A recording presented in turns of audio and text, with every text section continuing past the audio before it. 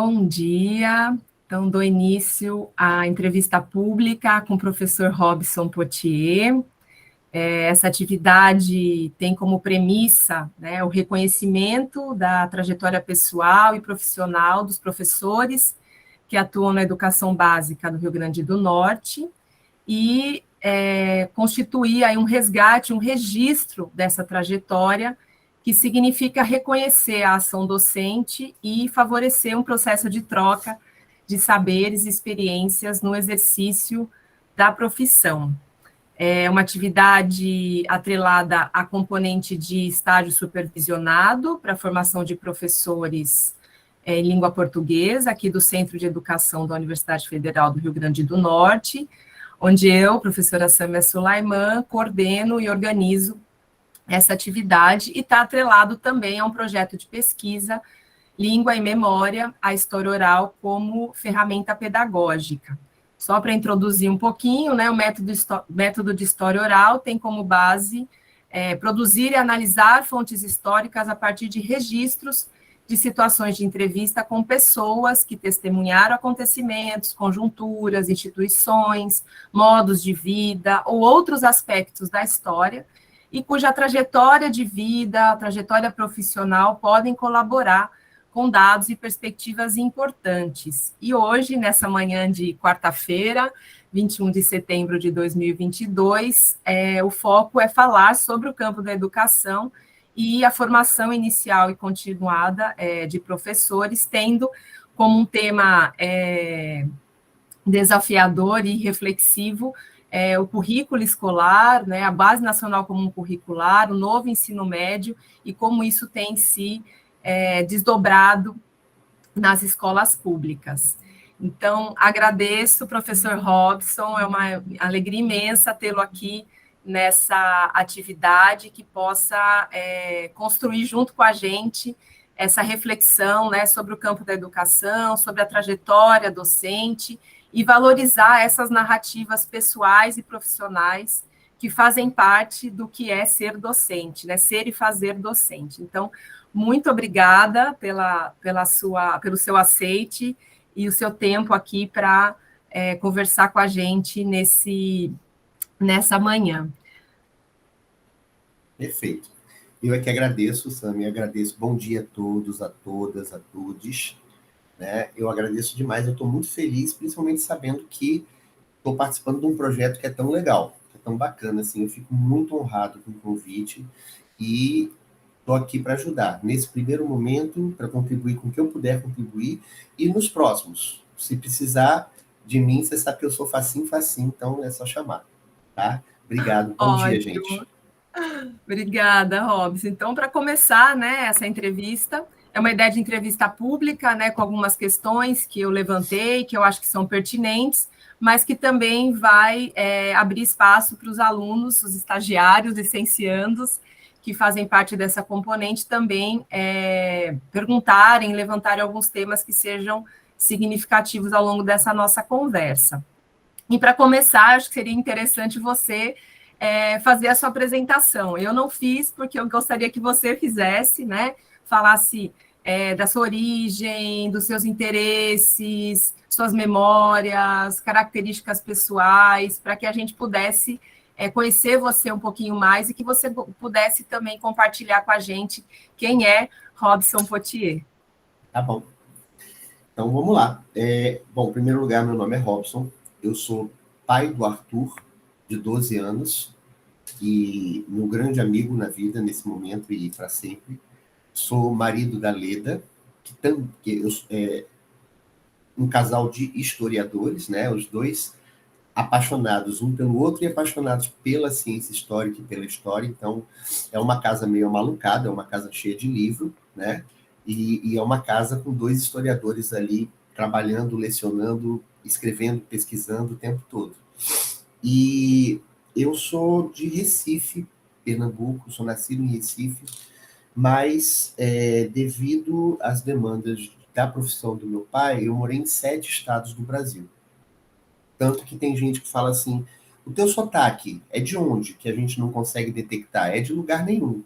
Misturou, eu morei eu só não morei na região norte. mas morei em 7 estados, fui pingando pelo Brasil. É interessante dar um aprendizado para a gente. Me fixei em Natal, no fim da adolescência. E aqui em Natal eu me formei em Ciências da Computação pela UFRN, né? Aquela coisa assim, do menino muito novo que acha que é bom de computador e aí vai fazer ciência da computação. Comecei a trabalhar com TI, com tecnologia da informação, mas não era a minha praia. Eu precisei de uns anos para entender que eu sou uma pessoa de humanas, né? E quando eu percebi que eu era uma pessoa de humanas, eu saí do armário e falei, ó, assumo, sou de humanas. E fui fazer história, que era a minha paixão, que era aquilo que eu gostava mesmo de fazer, né? Fui fazer história na UFRN também, como quase como um passatempo, como uma diletância, enquanto eu trabalhava com computação e dava aula de computação. Eu dou aula desde os 17 anos. Eu fui contratado menor de idade ainda para dar aula. Só que eu dei aula há muito tempo de computação, né? No Senac. E eu achava que história ia ser uma coisa que eu ia gostar de cursar. Mas aí não. História é muito, muito, muito mais legal do que isso. Eu me apaixonei perdidamente pela história, eu não consigo viver sem ela. E aí chegou um momento em que eu precisei desligar o botãozinho da computação e acionar a história na minha vida e seguir como historiador, né? Aí, nesse meio tempo, eu fiz algumas especializações, eu fiz o meu mestrado em História na UFRN. Quando quis fazer doutorado, não tinha doutorado em História na UFRN ainda, então eu precisei fazer fora, né? Fiz na Universidade Federal do Ceará.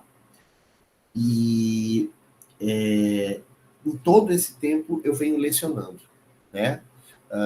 Desde que eu comecei a trabalhar a estudar história, eu já venho lecionando em escolas privadas ou públicas história. Eu larguei a computação, teve uma hora que eu revoltei e falei assim, não vou mais dar aula de computação de jeito nenhum. Eu só quero dar aula nas ciências humanas, né? E aí comecei.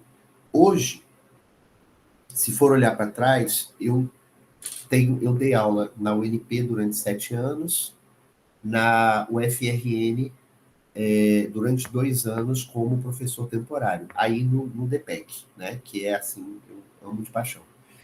Então foram 10 anos ali no ensino universitário. Mas desde que eu entrei no Estado, como professor do Estado do Rio Grande do Norte, eu ministrei aulas no ensino regular, no integral e na EJA. No Fundamental 2 e no médio. Então tem um pouquinho de tudo.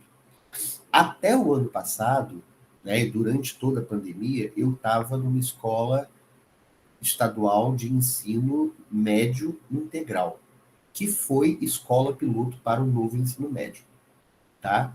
No início desse ano houve uma reviravoltazinha e eu fui para uma escola perto da minha casa, que é uma delícia isso, né? Que é só de Fundamental 2.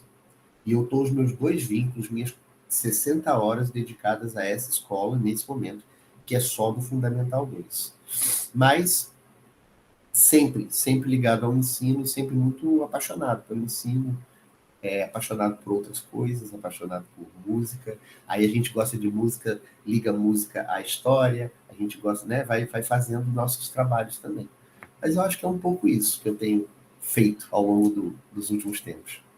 Nossa, Robson, maravilhoso, né? Acho que esse é o papel, né, de conhecer os professores que estão atuando, né? Essa trajetória, como que foi, como que é a pessoa por trás, né, do professor. Eu acho que isso é fundamental de a gente reconhecer, valorizar, e muito obrigada por você compartilhar essa história, né? Essa trajetória com a gente. Você já trouxe mais alguns dados que a gente gostaria de saber, né, sobre a sua formação, né, as instituições pelas quais você passou, mas algumas questões são interessantes da gente saber também, por mais que você já tenha colocado, né, que a história te captou e você começou a atuar como professor desde cedo, mas como que você poderia dizer, né, o que te levou para a carreira docente, que te marcou desse período de formação, seja da área de exatas, né, para a área de humanas, como você enxerga essa formação, e inclusive essa carreira que você tem construído docente em várias áreas de atuação, vários níveis escolares, né? Como que você enxerga o campo da educação, da atuação docente, né? Não só na sua trajetória, mas de um modo mais amplo, né? Com toda essa vivência que você já começou a nos contar. Se puder compartilhar, seria muito interessante. Olha, do ponto de vista mais pessoal, para depois ir para o mais geral, eu acho, hoje, olhando para trás, eu acho que a coisa que eu mais gostei de fazer, que eu, desde sempre na vida, é lecionar, tá? Não à toa, eu era aluno adolescente do Senac, fazendo cursos de formação profissional lá e tal, quando a coordenadora de lá chegou e falou assim, cara, você é bom, a gente consegue te contratar como professor aprendiz, certo? Que é uma categoria que podia naquela época, e mesmo você não sendo maior de idade, você quer lecionar? Eu disse que queria. E eu me lembro de uma coisa estranha, uma coisa engraçada, só mais episódica, mais anedótica, que foi o seguinte: eu achava que eu conhecia os assuntos. Eu achava, né, no alto da ingenuidade dos meus 17 anos de idade, eu achava que para você ser um bom professor, você tinha que saber se expressar bem falando e conhecer o assunto. Eu acho que esse foi o melhor engano da minha vida, né? Porque não é isso. A gente, para ser um bom professor, a gente tem que estudar muito, a gente tem que estudar sobre ensino, a gente tem que conhecer os pressupostos teórico-metodológicos da nossa disciplina, da nossa área, né? A gente tem que aprender a pensar como aplicar aquilo, mas naquela época eu topei. E eu me lembro que a minha primeira aula foi péssima, foi horrorosa. Foi uma aula em que eu não me planejei, eu só achava que eu sabia o assunto, então eu ia lá falar sobre as coisas, né? E eu tomei uma surra, porque eu não sabia nem como me posicionar no espaço da sala. Foi horroroso. E eu tinha uma namorada na época, ela era mais velha que eu um pouquinho, e eu disse assim, parei, nunca mais entro numa sala de aula na vida, entendeu? E ela disse, não, calma, eu vou te ajudar. E nós fizemos um planejamento juntos da próxima aula, tá? E uma vez, na verdade, das próximas aulas. E uma vez bem planejado, mesmo com todo o amadorismo, mesmo com toda a inexperiência, a minha segunda aula foi uma experiência, para mim, pessoalmente, que foi uma das melhores coisas que tinha me acontecido. Foi maravilhoso dar aula com segurança, né? Até hoje eu não consigo ir para qualquer tipo de ação docente sem ter me planejado. Né? É uma coisa básica, é um requisito, mas é absolutamente essencial. E eu adorei da segunda aula em diante. A primeira foi uma tragédia, né? E os alunos foram muito generosos, porque eles perceberam o quanto eu era inexperiente, o quanto eu estava despreparado, e eles foram bonzinhos, me deixaram, inclusive, fazer a segunda aula. Então, foi bacana. Eu dei aula de ciência da computação durante muito tempo, principalmente na área da programação. Mas eu tinha uma sensação de que, e aí já falando um pouco sobre o que eu penso da docência, né? Eu sempre fui desenvolvendo a noção de que eu acho que o professor, ele precisa ser um catalisador de transformação na vida das pessoas, né? A docência, ela precisa transformar vidas, né? Então, eu acredito que desde muito cedo eu me desvencilhei da ideia de que lecionar é passar conteúdos. Eu nunca gostei da expressão. Eu comecei a ler o Paulo Freire muito cedo também, acho que ele me ajudou bastante por motivos óbvios, né? Eu nunca gostei da expressão transmissão de conhecimento. Eu acho que a gente transmite gripe, mas conhecimento você constrói, né? E constrói junto. E aí começou a me dar um comichão, porque se eu acho que a docência é essa coisa linda, que tem essa missão de transformar vidas, eu comecei a pensar que eu poderia ser melhor catalisador de transformação de vidas se eu não estivesse só ensinando a fazer programas de computador. Claro que isso também pode mudar a realidade de muitas pessoas, né? Mas a minha aproximação com as humanas, eu sempre li muito, muito, muito, e sempre li muitas coisas de humanas, né? Não livros técnicos, mas eu sempre li romance histórico, não sei o quê. E aí tem um outro episódio que foi decisivo. Eu dava aula numa escola filantrópica, numa comunidade perto de Ceará-Mirim chamado Massaranduba. Não sei se alguém aqui conhece Massaranduba, tá? Tem uma casa de caridade lá e eu dava umas aulas de informática lá em Massaranduba, para meninos carentes. E aí, houve o 11 de setembro, para vocês verem que eu sou um senhor idoso, né? Houve o 11 de setembro, derrubaram as Torres Gêmeas, né? O mundo assistiu aquilo e os meus alunos de computação ficaram assustadíssimos, porque eles não entendiam o que estava acontecendo, eles achavam, inclusive, que um terrorista podia jogar um avião lá em Massaranduba, né? E eu, ainda bem, tive a autonomia, também com muito amadorismo mesmo, mas eu tive a autonomia de chegar na escola e dizer assim, semana que vem não dou aula de informática. Eu vou trazer mapas e eu vou discutir com eles as questões que envolvem Ocidente e Oriente, Palestina, sabe? Os conflitos e as tensões que existem lá e cá, as origens bíblicas, inclusive, que são atribuídas a essas tensões, né? E eu fiz uma semana de aula, sem nunca ter dado aula disso na vida, mas eu estudei pra caramba em casa, fiz uma semana de aula sobre questões que fizessem eles, ajudassem eles a entender o que estava acontecendo no mundo. E foi também muito gostoso, porque eles se sentiram tão respeitados. Chegou um momento que eles falaram, ai, professor, não dá mais aula de computação, não. Fica dando aula só dessas coisas. Fala do mundo pra gente, né? E, bom, estávamos em setembro, né? E era a época em que o vestibular estava abrindo. E eu corri e me inscrevi de novo para fazer vestibular de história, né? E, na verdade, esse episódio tem muito a ver com a minha decisão de dizer eu vou fazer uma faculdade na área de humanas, entendeu? E, se possível, quero lecionar na área de humanas na medida que eu for aprendendo, porque o que eu fiz a princípio ali, eu sei que é extremo. Hoje, quando eu olho para a aula que eu dei naquele tempo, eu acho muito horroroso, mas deu certo, eles gostaram, né? E aí, o que eu aprendi com essa nova fase, e isso foi muito bom, eu acho que foi que a gente, para você se tornar docente, para você atuar como docente com excelência, tá? É necessário que você estude, tá? Eu fui me convencendo com o tempo de que não existe, ou não era para existir, estrelas. Minha mãe falava uma frase que hoje eu discordo radicalmente dela, que dizia assim, ou você nasce professor, ou você não nasce professor. Não, a gente aprende a ser professor, entendeu? A gente aprende a ser professor estudando, e qualquer pessoa que queira, de verdade, aprende a ser professor.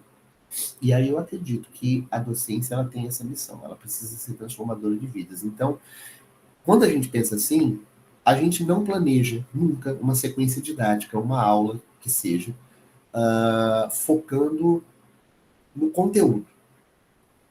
O conteúdo, ele não é a nossa finalidade.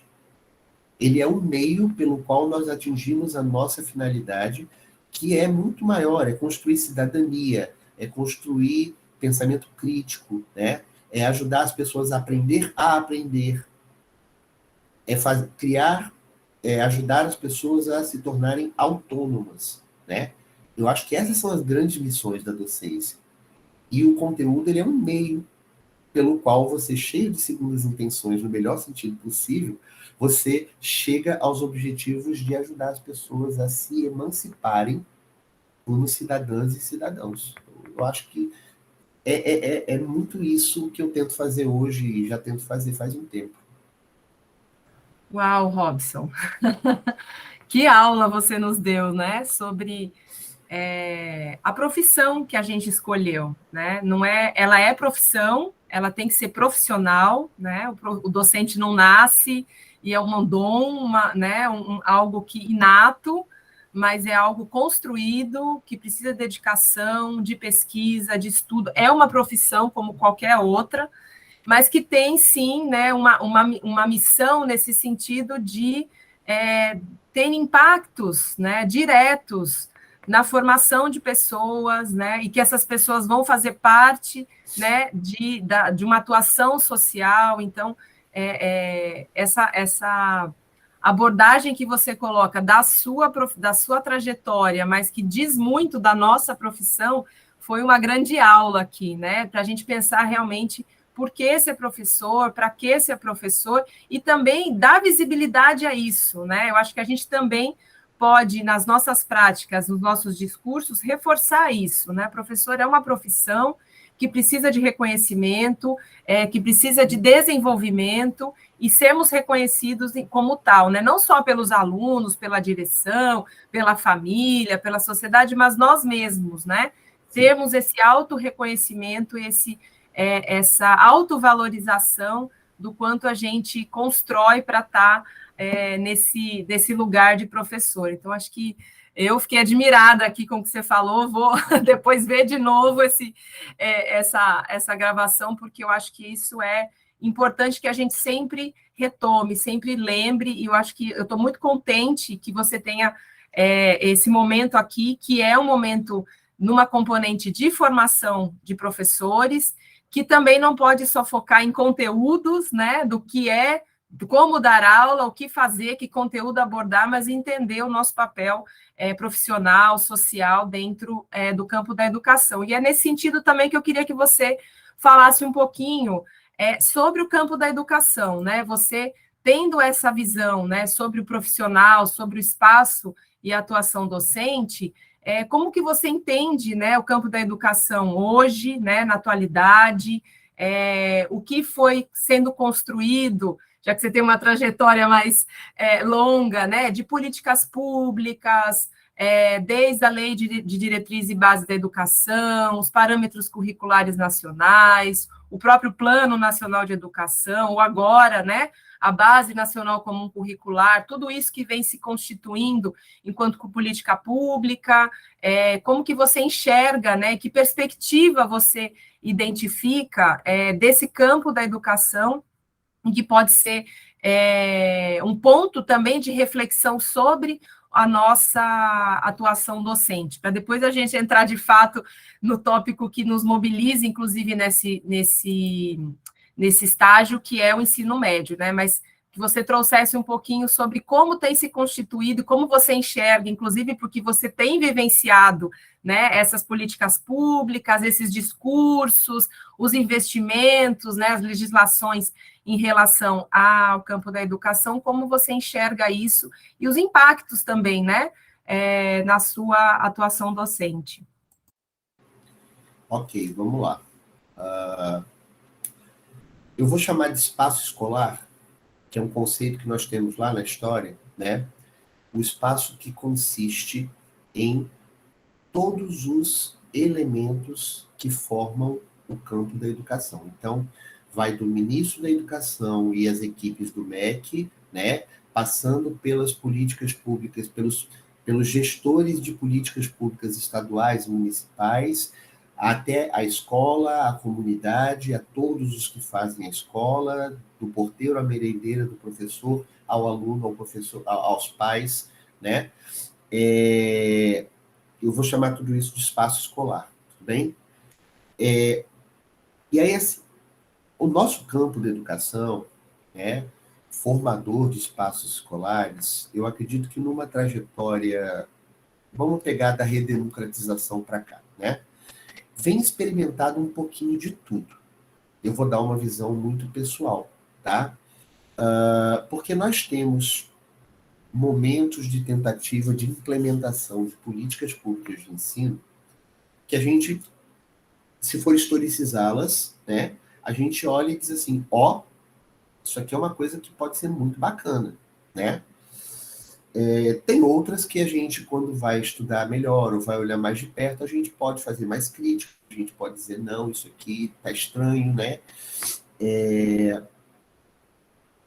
E, principalmente, eu acho que existe, eu vou falar um pouco mais dessas políticas especificamente, mas eu acho que ainda existe um hiato. Eu acho que esse é o nosso grande nó górdio, tá? Existe um hiato entre aquilo que se planeja, certo? E que se implementa como política pública e o momento de fazer isso acontecer na sala de aula e na escola, tá? Eu diria, vou começar fazendo uma crítica mesmo, eu diria que nossa grande dificuldade hoje para fazer educação no Brasil é fazer com que políticas públicas que são extremamente viáveis e algumas delas muito bem conduzidas cheguem à escola funcionando tão bem quanto elas foram planejadas. Eu acho que existe, eu sinto às vezes, eu vou dar um exemplo, mas eu sinto às vezes que existem políticas públicas na educação que elas vão sendo conduzidas da melhor forma possível, como se alguém estivesse fazendo uma maratona perfeita. E aí, quando vai chegar na linha de chegada, tropeça, toma um tombão e não passa da linha de chegada. Ou passa todo capenga, entendeu? Um exemplo disso, uma política pública da qual eu sou bem admirador é o Programa Nacional do Livro Didático, o PNLD, né? Que começa a acontecer ali no final dos anos 90, né? E que se propõe a lançar editais sobre, vamos dizer assim, com parâmetros para que os livros didáticos sejam feitos pelas editoras, né? Com aquilo que a gente pensa que quer e aquilo que a gente pensa que a sociedade precisa, né? Então são lançados editais, né? Por triênio ou de 4 em 4 anos, dependendo do ciclo, né? E esses editais eles vão ser parâmetros para que as editoras façam livros cumprindo os editais, submetam a uma avaliação, né? Os avaliadores do PNLD aprovam as melhores coleções e essas coleções chegam ao ensino público através de um guia muito detalhado que permite que o professor escolha a coleção didática que ele vai querer utilizar, né? Onde é que eu acho que está o problema? Eu fui avaliador do PNLD durante alguns anos, certo? Então, eu conheci o PNLD por dentro, eu realmente acho que é uma política pública exitosa, extremamente exitosa. Já fomos considerados, na história, um dos países que tem um dos melhores livros didáticos do mundo, certo? Mas o que acontece? Na sala de aula, agora falando como o cara que está lá na escola, certo? Esse trabalho do PNLD, que leva um ano para ser feito, cada edital leva um ano para ser consolidado, né? E chegar como guia na mão dos professores. Quando chega na escola, acontece um imbróglio, certo? Primeiro, as editoras chegam antes, algumas editoras, poucas, com suas coleções físicas e diz assim, estou deixando minha coleção aqui para os professores escolherem. Aí quando chega na fase de escolha, tem 3 ou 4 coleções que as editoras deixaram lá e existe uma profunda desinformação sobre o processo de como o professor que está ali no chão da escola deve escolher os livros.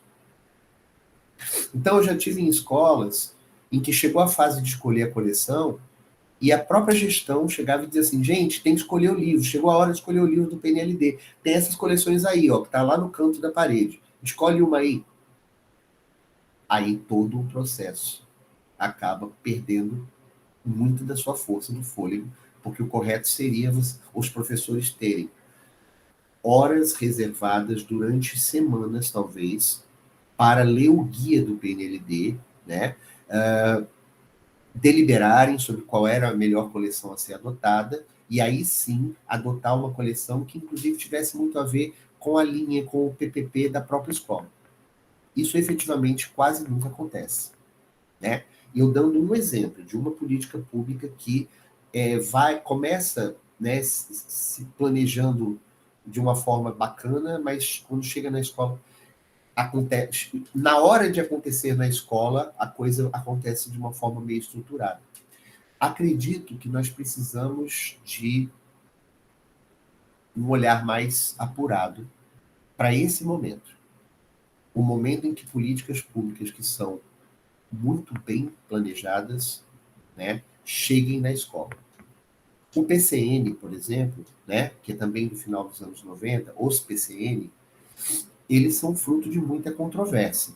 Eu não sei se vocês sabem, não sei se Samia sabe, mas em história, na área de história e de geografia também, as controvérsias foram absurdas, porque na época do PCN, a coisa toda foi feita, a princípio, sem nenhuma consulta pública de professores, né? E aí, professores da área de história e de geografia reclamaram, disseram assim, a gente quer avaliar os PCN para dizer se está bom ou não. E o MEC deixou que uma equipe de professores avaliasse o PCN. E essa equipe reprovou na área de história e geografia. E o MEC, na época, falou assim, ok, gente, vocês queriam avaliar, já avaliaram. Vocês queriam dar a opinião de vocês, ok, vocês reprovaram, mas a gente vai fazer do mesmo jeito. E o PCN saiu do jeito que se queria. E é claro, gente, tudo faz parte de um momento histórico. Estávamos no governo do Fernando Henrique Cardoso, né? Estávamos numa fase em que a educação brasileira foi ligada intimamente a uma série de políticas internacionais, ligadas ao BID, ao Banco Mundial, né? O Brasil estava recebendo empréstimos que tinham como contrapartida um número de aprovações que tinha que acontecer. Então, uma dica que ninguém me pediu, mas que se eu puder dar, eu queria dar o seguinte: vocês que estão estudando, que vocês que estão no estágio, que estão se formando professores, nunca estudem uma lei, uma política pública pela letra da lei, simplesmente lendo o texto da lei. Você precisa entender o que estava acontecendo politicamente, socialmente naquele momento. Uma coisa é ler o PCN, né? Os PCN de história, por exemplo, eles são tão francês que eles são uma coisa linda. Se você ler a princípio assim, eles são muito bonitos. Se você entender o contexto sociopolítico em volta da confecção dos PCN e for lá ler de novo, o texto é outro, completamente diferente. E vai ser assim com o PCN, vai ser assim com a LDB, né, que já foi muito remendada de lá para cá, vai ser assim com a Lei 13.415, que é o do novo ensino médio, né?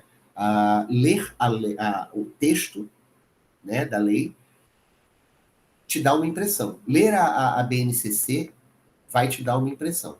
Inclusive, a BNCC é outra que tem essa coisa interessante. Você lê e fala, tá, bacana. Mas se você for historicizar o processo, né, de como foram sendo feitas as 3 versões da BNCC, você talvez olhe a terceira versão e diga assim, poxa, né, podia ter ficado bem mais interessante. Então, nunca estudem uma política pública a partir das leis, só lendo as leis. Eu acho que é muito importante se contextualizar no momento sócio-histórico que cada uma dessas políticas estava acontecendo. Então, algumas eu acho que estão aí, estão muito vivas. A nossa LDB, né, ela é a Lei de Diretrizes e Bases da Educação e ela é efetivamente usada, mencionada desde 96, né? O PCN, para algumas áreas, se tornou letra morta. Ele só, assim, saiu, mas não chegou efetivamente no chão da escola, tá? O PNLD acabou não só funcionando muito bem, como acabou assumindo um papel que não era o dele. Durante muito tempo em que o Brasil não tinha necessariamente um currículo, o PNLD acabou ditando um currículo. Não sei se vocês concordam com o que eu estou falando, mas como o PNLD era o grande, vamos dizer assim, gestor e promotor dos livros didáticos brasileiros, o livro chega na escola e o professor lê o que está ali, os assuntos que estão no livro e diz assim, é isso que eu tenho que fazer. Entendeu? Então, indiretamente, o Programa Nacional do Livro Didático acabou assumindo o papel de currículo, né, num momento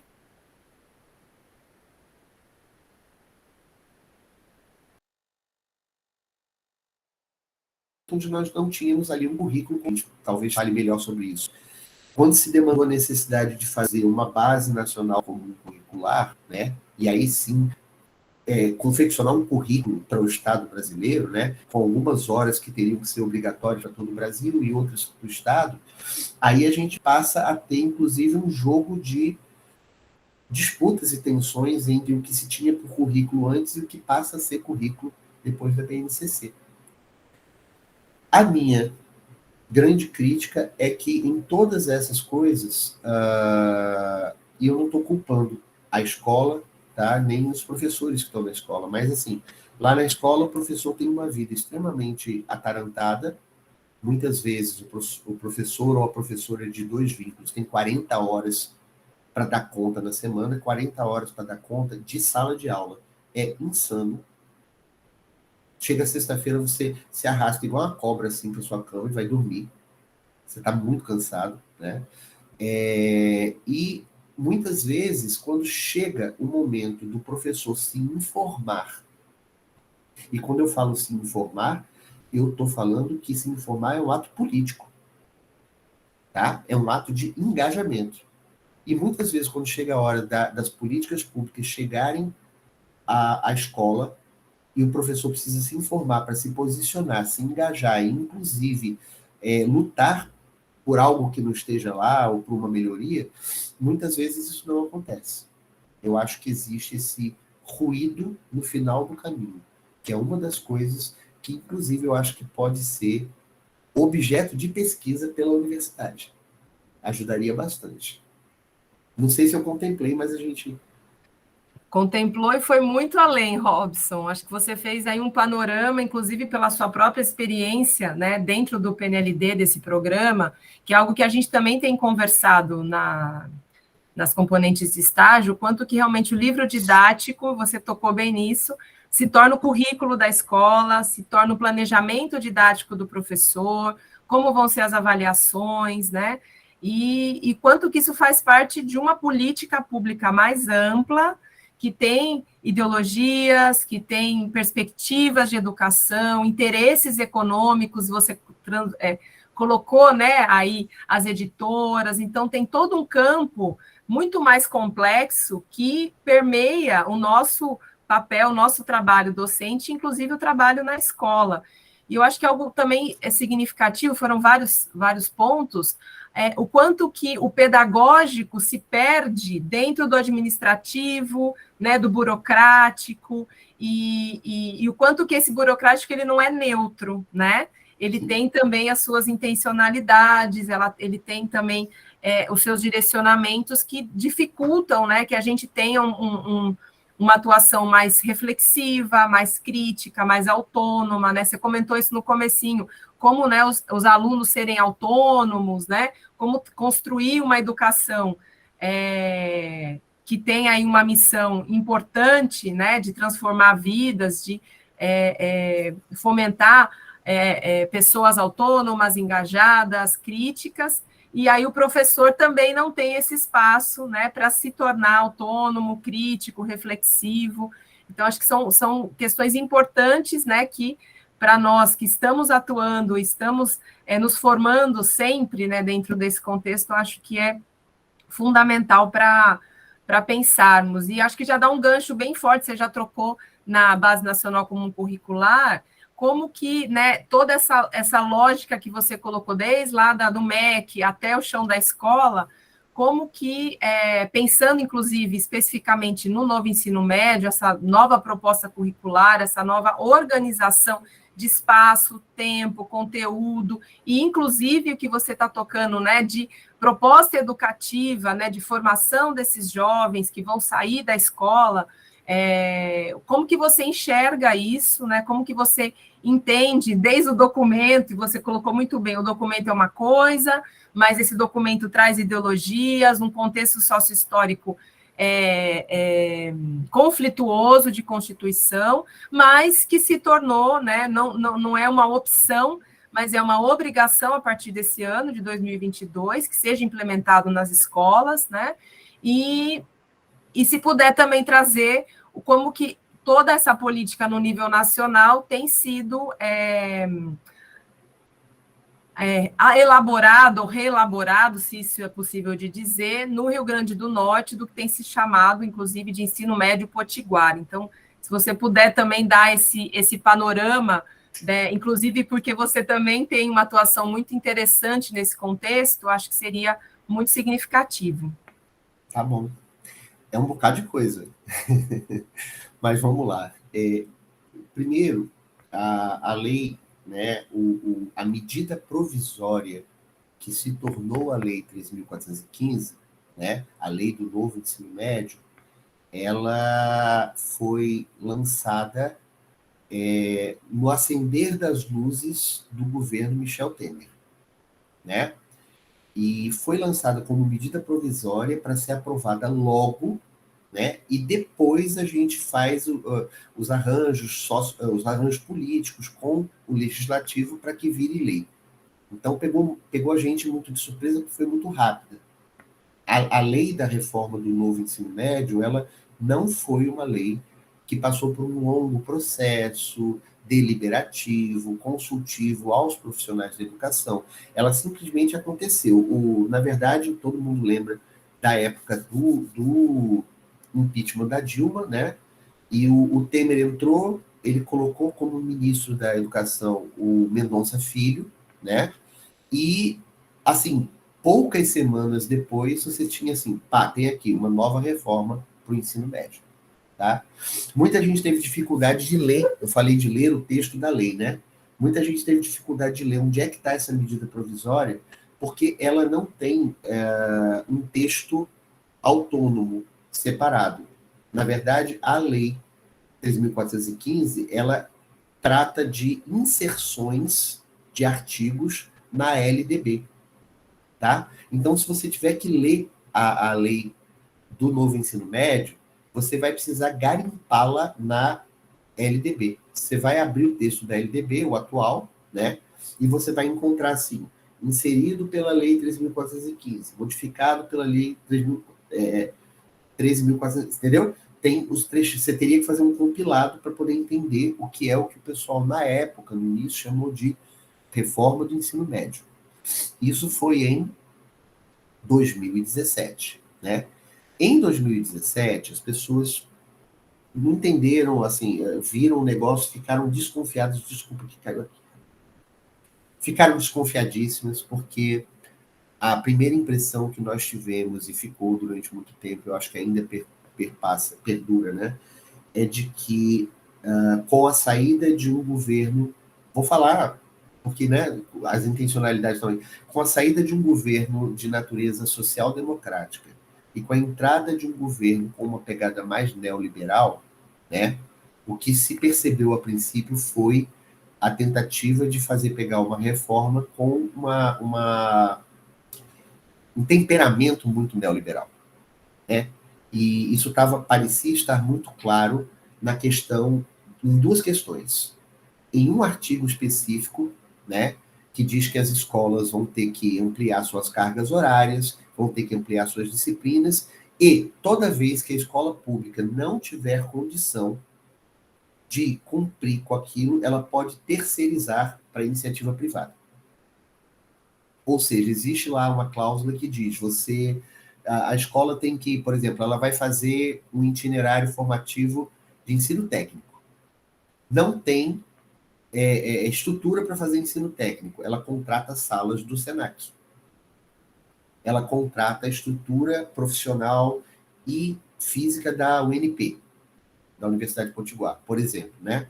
Então, essa foi uma abertura que se viu de cara na época. E outra, a própria questão do que na época se chamou, e está bem diferente hoje, de itinerários formativos, né? Que era aquela história de dizer assim, olha, o estudante do ensino médio vai poder escolher a área que ele quer estudar. Ele vai estudar português e matemática em todas as áreas, certo? Português e matemática até teve um aumento de carga e tudo bem. Agora, ele vai escolher se ele quer se aprofundar nas humanas, nas exatas, nas biológicas ou no ensino técnico, né? E isso deu um susto no pessoal, porque o pessoal disse assim, vem cá, vai diminuir as cargas horárias do itinerário né, do itinerário que o aluno não escolheu e tal. E na época ninguém sabia direito como é que aconteceria isso. Cortando para 2019, eu estou historicizando porque eu acho que a gente chega mais fácil.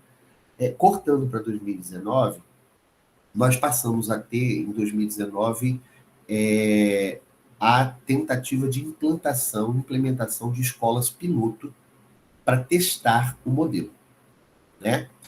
E aí, eu vou falar bem da prática aqui no Rio Grande do Norte, né? Eu era de uma escola que se tornou escola piloto para o modelo em 2019, a escola Hilton Gugel de Castro, lá em São José do Mipibu.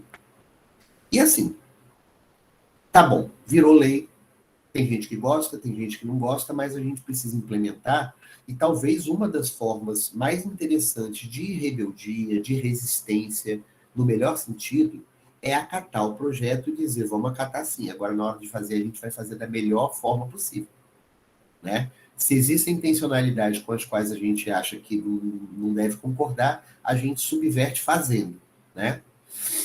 E, assim, quando veio em 2019, veio, volta a minha queixa anterior, assim, a secretaria procurando a escola e dizendo, bom dia, tudo bem? Estamos informando vocês que vocês agora vão se tornar escola integral. O novo ensino médio não está atrelado necessariamente à escola integral, mas as escolas que foram usadas como piloto primeiro se tornaram integrais. Então o pessoal chegou dizendo assim, olha, oi, vocês vão se tornar integral, vocês participarão do modelo piloto do novo ensino médio, né? E a gente primeiro vai torná-los integral e depois nós vamos implementando práticas que estão prescritas no novo ensino médio. Tudo bem? Na prática, gente, se eu estiver falando, sei lá, muito rápido, muita coisa de uma vez, você me interrompe, você me fala, tá? O que acontece? Na prática, as escolas se tornaram integrais, né? Mas elas não passaram por rodadas de treinamentos, de deliberações que fizessem com que elas, de escola integral, passassem a, de fato, testar e experimentar procedimentos do novo ensino médio. Vou dar um exemplo.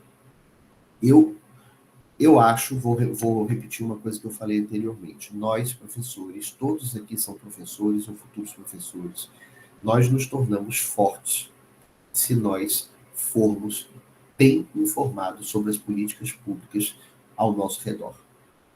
Isso nos engaja e isso nos torna capazes, inclusive, de tomar decisões, né? Então, eu, por exemplo, e Leda, nós éramos muito incomodados com a lei do novo ensino médio desde 17. E a gente sentou para estudar ela, para tentar entender e tal.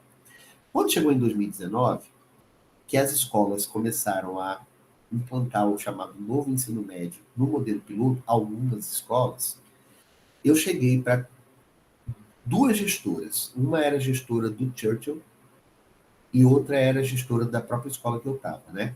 E eu cheguei, em momentos diferentes, cheguei assim e falei assim, bom, beleza, a escola se tornou integral. Ela está tendo 9 tempos ao invés de 5, né? Os alunos estão ficando os 9 tempos e algumas práticas estão sendo implementadas como projeto de vida e eletivas. Aí eu perguntava assim, como é que a senhora vai fazer a questão dos itinerários formativos? Eu acho que é um dos grandes nós do chamado novo ensino médio, que é em que momento que a escola, para falar mais bem falado, em que momento que a escola vai ter área de humanas, área de exatas, área de ciências, técnico, para o aluno escolher, né, os itinerários. E as duas vezes que eu falei isso para diretores de escola que estavam no modelo piloto, as diretoras falaram para mim assim, que é isso? O que é esse negócio aí que você está falando, de itinerário formativo? Então, entenda, as escolas se tornaram parte do modelo piloto, sem que gestores e professores soubessem no que consistia o novo ensino médio. É uma coisa tipo assim, começa que a gente vai falando. Porque justamente tinha 5 anos para falar. né? Em 2017, se disse que até 2022, né, haveria tempo para que fosse sendo explicado o que era o novo ensino médio, fosse sendo implantado e testado. O que ocorreu é que não foi. As escolas que se tornaram integral e piloto, elas implementaram algumas práticas que se pretendia no novo ensino médio, por exemplo, eletiva, estudo orientado e projeto de vida, certo? Mas, em nenhum momento, houve nenhum tipo de diálogo, de treinamento entre professores, gestores, coordenadores, para explicar a questão dos itinerários formativos, né? Para explicar a separação entre currículo convencional e currículo formativo, que seria... Porque o que se dizia era, o Rio Grande do Norte, isso aconteceu em vários estados do Brasil, tá? Está elaborando o seu novo ensino médio. E o tal do novo ensino médio do Rio Grande do Norte terminou de ser elaborado, certo? No apagar das luzes de 2021. Agora, o ano passado. Então, o plano era, entre 2019 e 2021, implementar as políticas do novo ensino médio em escolas piloto. Tudo bem? O que de fato aconteceu?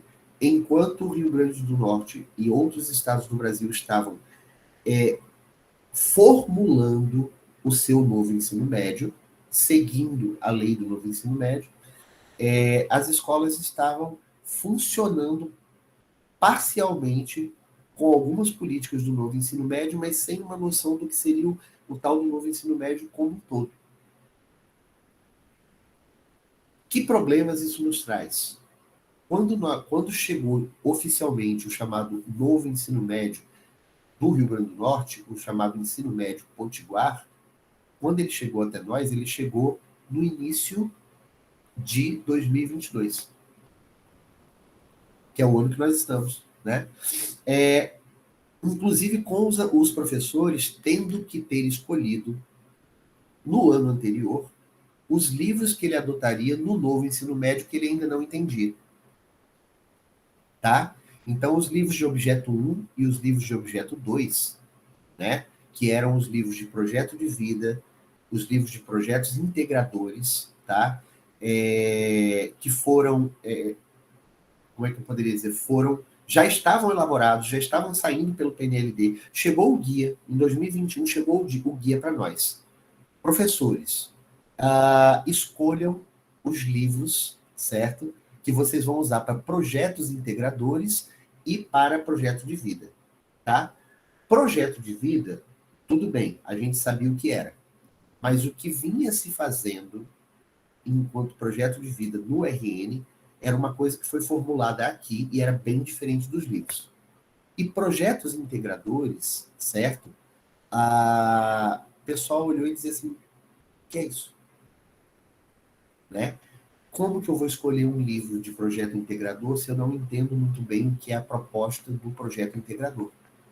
E ainda havia uma outra coisa que eu acho que é a alma do novo ensino médio, que é o ensino por área. Né? Os livros passam a ser livros por área. Antes a gente tinha coleção de história, coleção de geografia, coleção de filosofia e de sociologia. Agora você tem a coleção de humanas. Tá?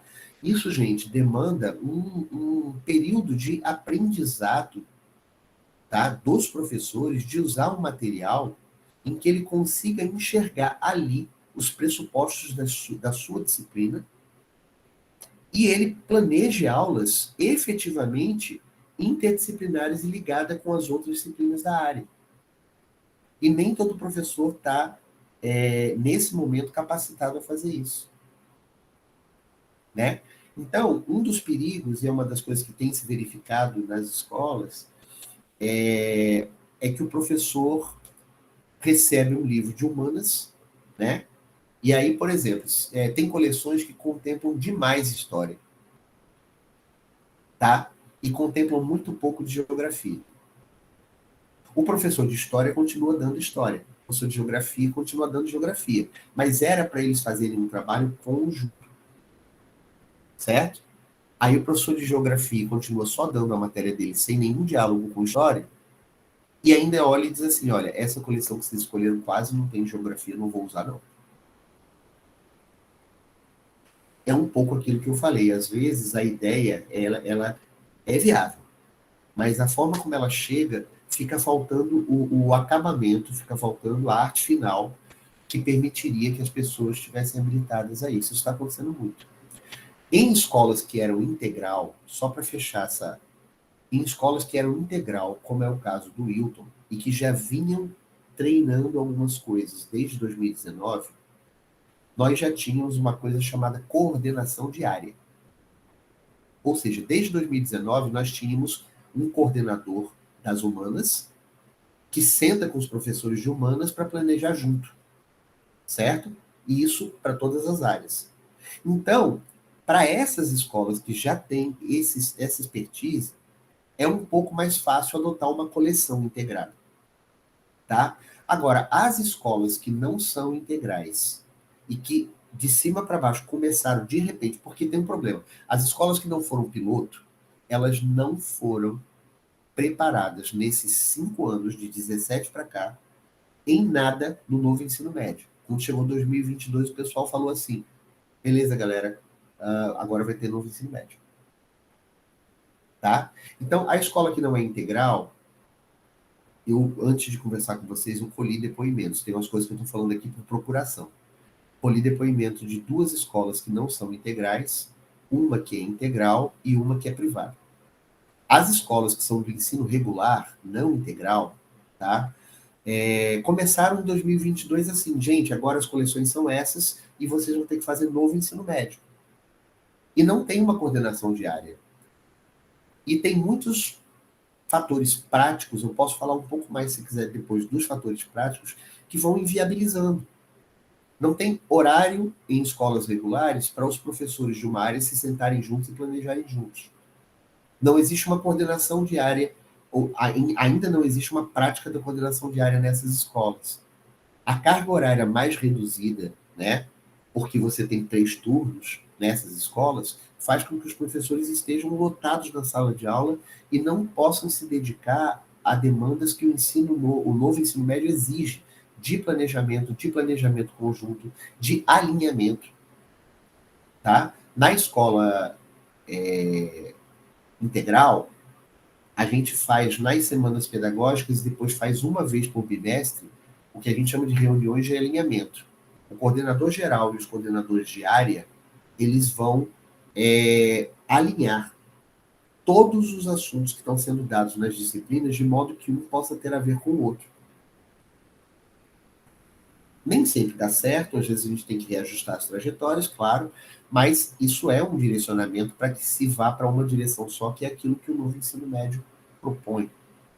Mas quando você não tem isso? As escolas que não são integral, por enquanto, não tem isso, né?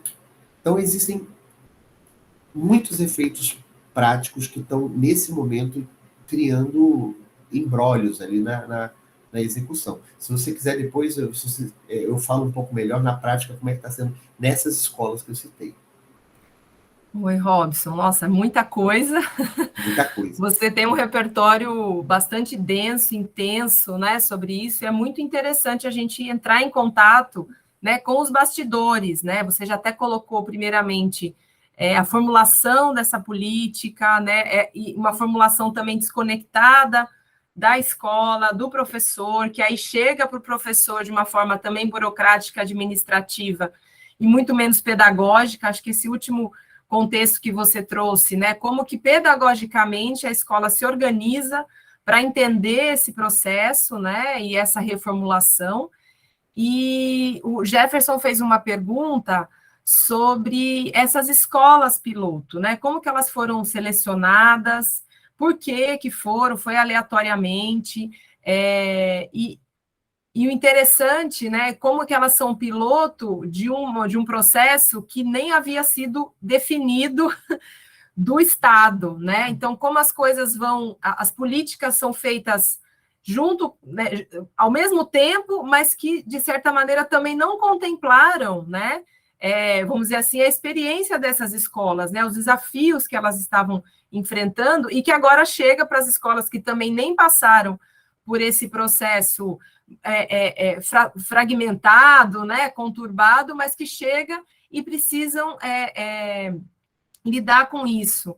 Eu acho que seria interessante você também trazer essa perspectiva, né, do contexto até geral, pensando no Rio Grande do Norte, como que essa concepção de ensino médio se valida, né, se materializa e, de fato, vai trazer, né, e aí uma análise sua, algum melhoramento para a qualidade da educação, algum melhoramento para o trabalho docente, para o papel da escola, se de fato cumpre aquela missão inicial que você colocou da educação como um caminho de transformação, né?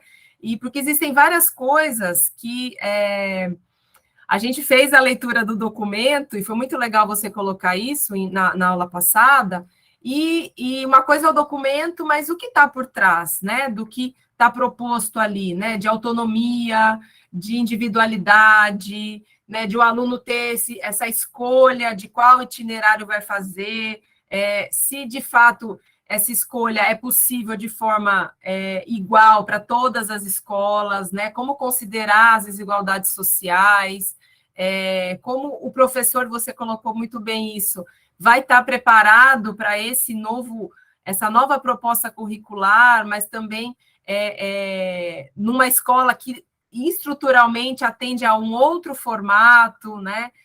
Então, tem muitas coisas que perpassam essa nova proposta, que não é só aumentar a carga horária ou transformar a escola em escola integral, mas envolve formação, envolve recursos, né?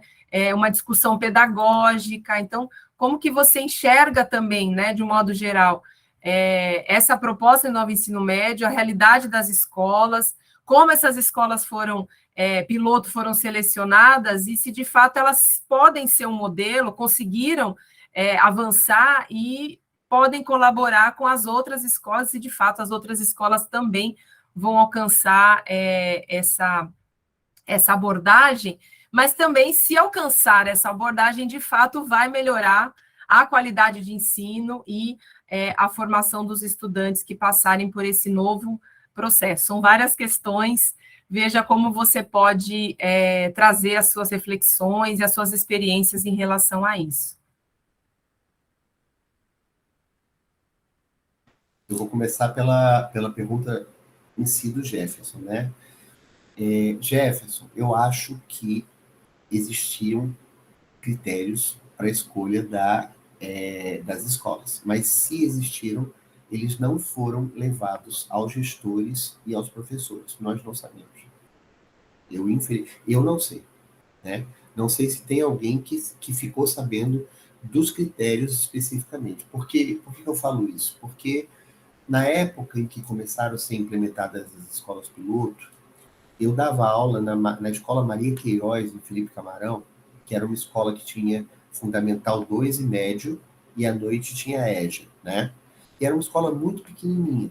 Em termos de estrutura, não dá para dizer essa é uma escola cuja estrutura pode ser modificada para atender a ideia de uma escola integral. E o MEC, junto com a secretaria, foi para lá e disse assim, gente, vocês agora vão virar integral. Né? E na época, só contando para exemplificar, na época tínhamos um problema, era a única escola de ensino médio noturno de Felipe Camarão e adjacências. Então, a gente perguntou assim, se a nossa escola vai virar integral, como é que fica o noturno? Não vai ter. Aí a gente falava assim, e os alunos que fazem ensino médio no noturno? Vão ter que procurar escola em outros bairros. Aí, para nós, o que nós fizemos? Na época, a gente achou, na legislação, existia uma brecha que dizia que se a comunidade fosse consultada e a comunidade negasse, ou seja, deliberasse contra a escola se tornar integral, né, a gente poderia, pelo menos, adiar aquilo até 2022, ou seja, a escola não seria piloto. E nós fizemos isso.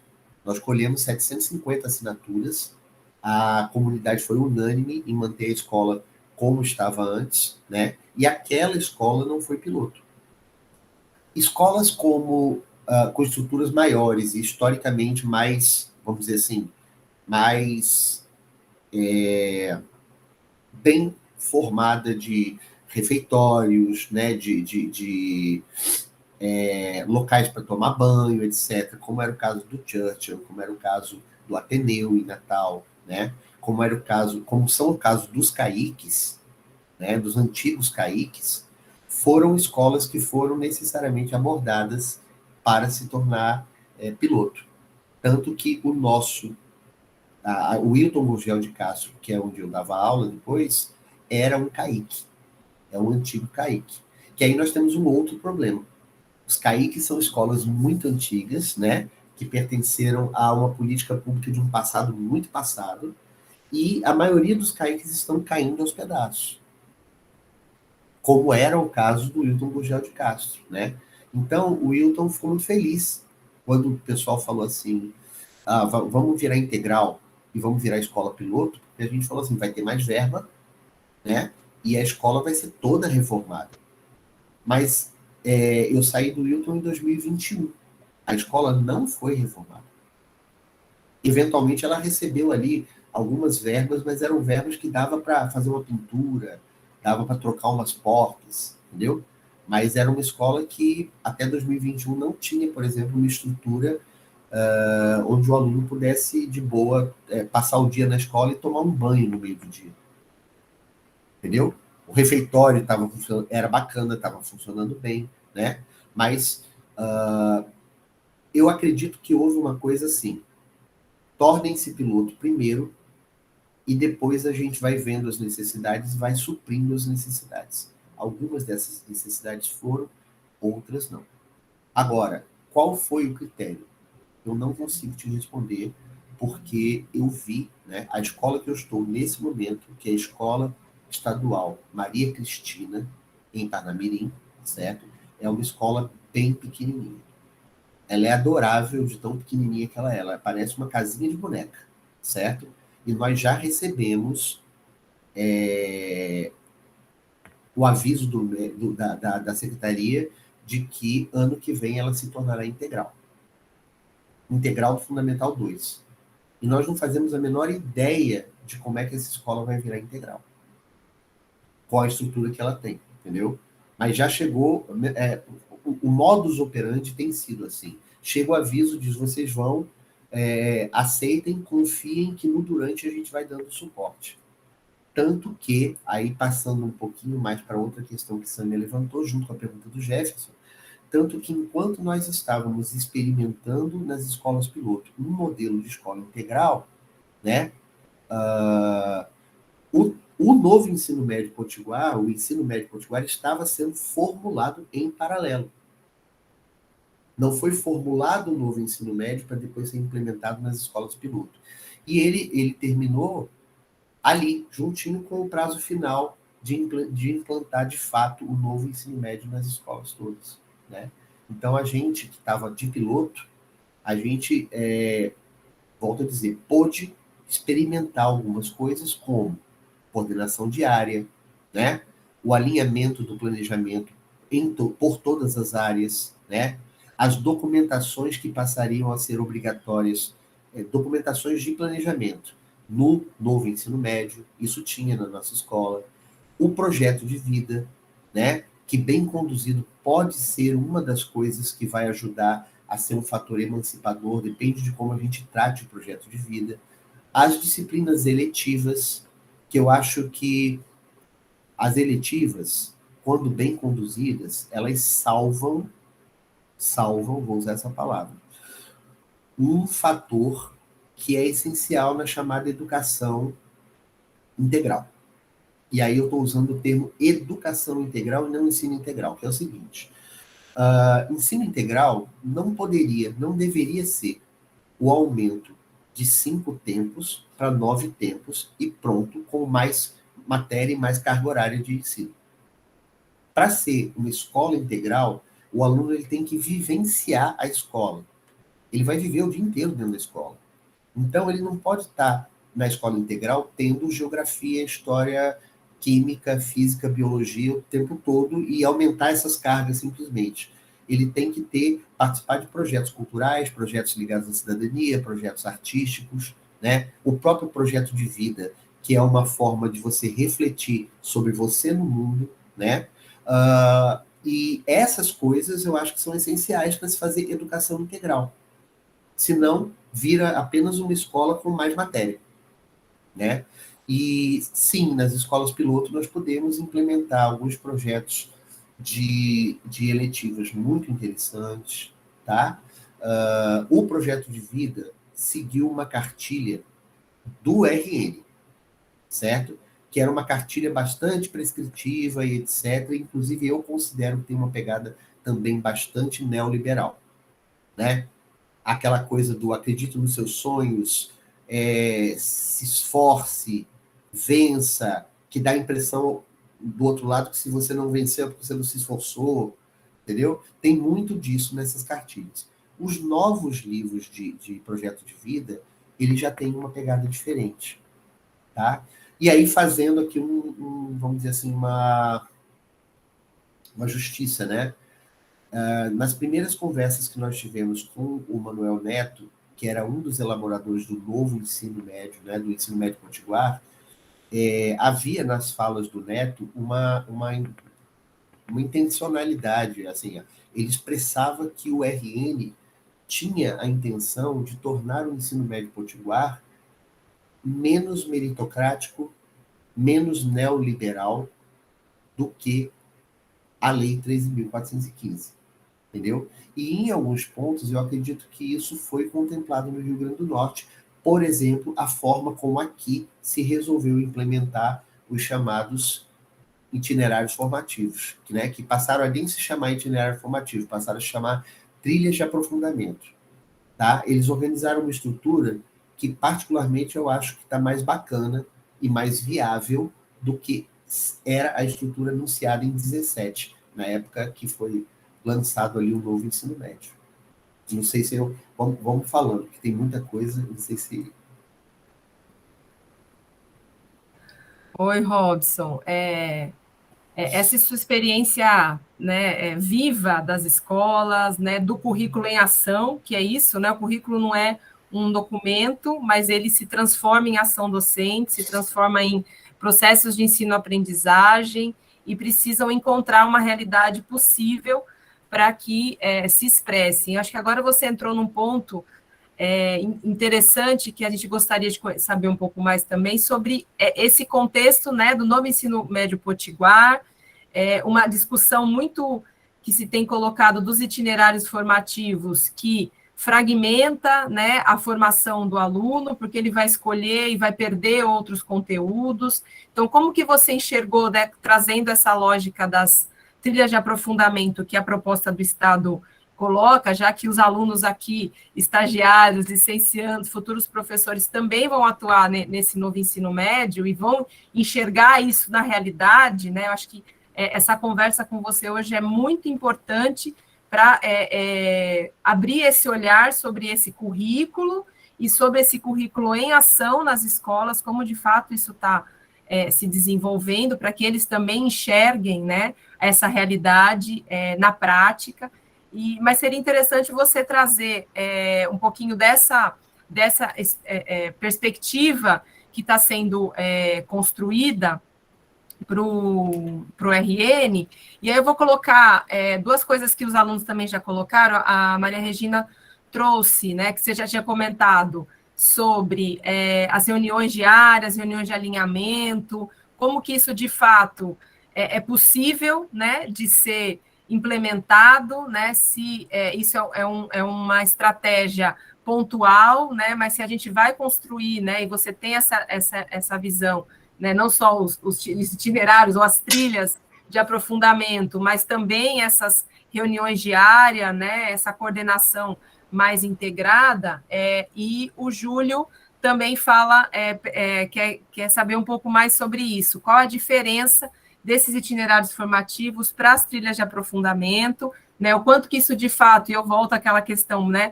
que você já trouxe um pouco sobre a qualidade do ensino, né? Porque, de fato, o objetivo, em tese, é esse, né? Melhorar a qualidade do ensino. Então, inclusive, se essa reforma colabora nesse sentido, de fato, ou ela vai colaborar com algumas limitações, com certas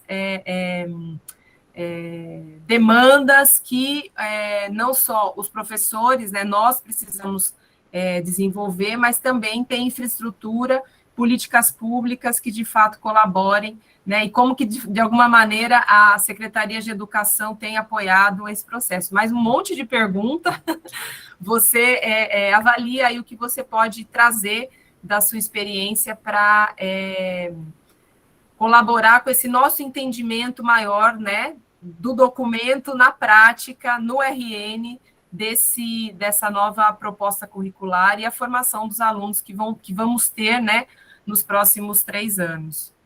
Tá bom. Eu vou tentar começar essa rodada sendo otimista, tá? Eu queria falar com todos os presentes e todas as presentes que quando a gente faz as críticas, né, que nós estamos fazendo, eu estou mais narrando constatações do que necessariamente opinando. Por quê? Porque nós estamos no início do processo, né? O que nós conseguimos narrar para vocês do que já vem acontecendo, né?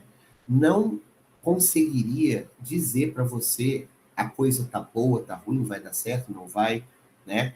Nós queremos muito que dê certo, né? E mais do que isso, eu acho que nós queremos muito que dê certo de uma forma que seja boa para todo mundo. E aí entra um pouco daquela rebeldia que eu falei, que eu acho que todo professor tem ou deveria ter, né? De dizer assim, olha, se isso aqui pode ser melhorado com o meu fazer pedagógico, eu vou lá e vou tentar fazer de um jeito que subverta o que não está tão bom, né? E eu falo isso, sei lá, na prática. Por exemplo, um exemplo que eu acho que eu dei da outra vez que a gente conversou, no projeto de vida tinha um videozinho, certo? Que era usado bastante nas aulas de projeto de vida da primeira série, que chama-se A História de Zeca, certo? E aí, quando eu comecei a dar projeto de vida, eles disseram assim, não, Robson, você tem que usar a História de Zeca, é recomendado pelo material, e é um vídeo ótimo. Aí eu fui ver o vídeo contava a história de um rapaz do ensino médio, que tinha que trabalhar para sustentar a família, e por isso ele não pôde se dedicar tanto aos estudos. E por isso ele não passou numa federal, mas passou numa privada, numa universidade privada fraquinha. Mas como ele tinha uma família carente, teve que começar a trabalhar cedo, né, ele teve dificuldade de pagar a universidade. Ele ainda arrumou uma namorada e engravidou a namorada no meio. É uma animação, certo? Casou com a menina. Como eles tinham muitos... Largou a faculdade. Aí não se consolidou financeiramente como queria. A menina largou ele porque ele não dava para ela a vida financeira que ela queria. E o vídeo termina com ele lá com 40 anos, meio se sentindo fracassado, e aparece um amigo dele com uma Ferrari. E diz assim, cara, você não se planejou. Planejamento é tudo. Se você tivesse se planejado bem desde o início, talvez você tivesse como eu. E eu achei esse vídeo horroroso. Eu achei esse vídeo muito ruim. Entendeu? Eu achei que ali você tinha excesso de meritocracia, você tinha até sexismo. Porque quando você bota a menina para largar o cara porque ela não dá para ele as condições materiais que ela gostaria, sabe? Você coloca a mulher numa condição, numa representação muito esquisita, né? E eu usei o vídeo. Era para usar? Estava prescrito ali, estava recomendado que usasse? Eu usei. Mas a partir de uma outra dinâmica. Assistam, se coloquem no lugar do Zeca e me digam o que incomodou vocês. O que vocês acham que está errado nesse vídeo? Que não está bom, né? E foi feito isso e os meninos chegaram mais ou menos a esse mesmo lugar, dizer, professor, mas ele desde o início não tinha a mesma condição, né? Culpar um cara de 40 anos porque ele não se planejou aos 15 é muito estranho. A mensagem é, se você se planejar, as coisas tendem a dar mais certo, né? Mas a vida não... Enfim, é meio estranha essa... Então, o que eu estou dizendo? A coisa às vezes vem de um jeito e a gente consegue subverter. Eu acho que isso é interessante. Nós queremos muito que dê certo, tá? O que ocorre no momento, se eu fosse pegar 3 casos, tá? Uma colega muito querida que dá aula numa escola regular do estado, ela me deu o seguinte depoimento na escola dela, só para vocês verem como varia. Ela disse assim: eletivas, não tem. Desde o início das aulas de 2022, o que se mandou fazer é que começasse já com a estrutura do novo ensino médio. Ninguém fez eletiva na escola dela porque não sabia fazer e porque não tinha carga horária para fazer. A dela é ensino médio regular. E ela disse: agora, no final do ano, nós vamos montar umas eletivas para terminar o ano tendo resultados de eletiva para poder lançar no sistema. Então, na prática, a eletiva não aconteceu naquela escola. Tudo bem? Projeto de vida. Ela falou assim: projeto de vida foi lindo.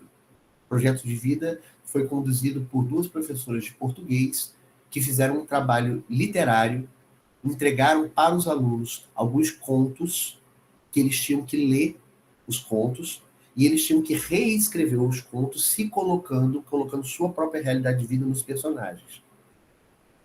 Só para abrir um parêntese, tá?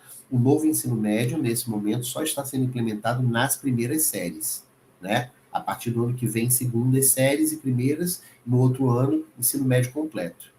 Na primeira série, o objetivo maior do projeto de vida é que o aluno se entenda e se reconheça no mundo, tá?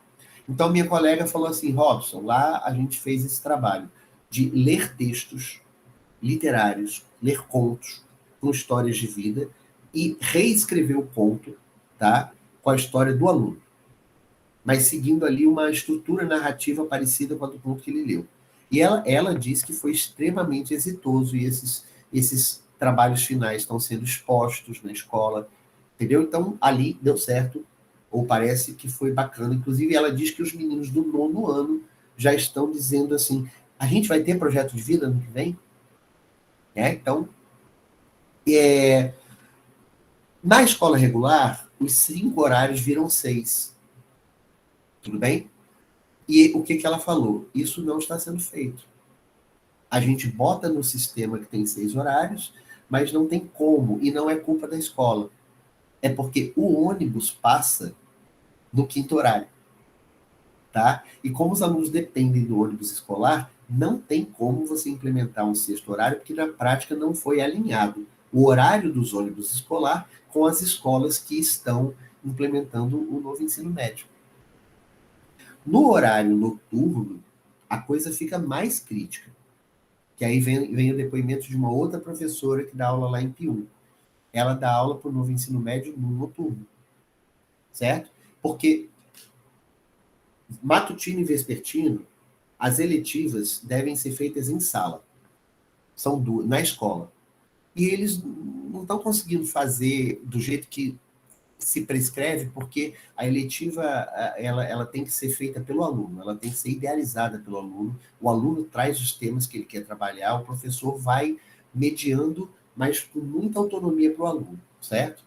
Como isso, ninguém estava acostumado a fazer isso, o pessoal fez o quê? Criou um cardápio de temas e disse assim: cada um aqui vai escolher um tema, quer dizer, os temas já foram ali dados e prescritos.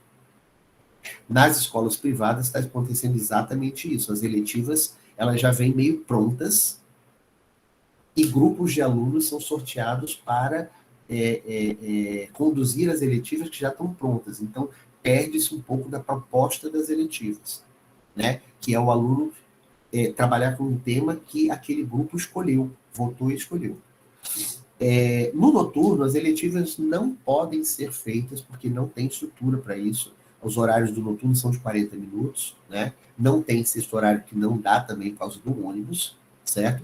E no noturno, as eletivas são feitas assíncronas. Na verdade, a prescrição é que elas sejam feitas remotas.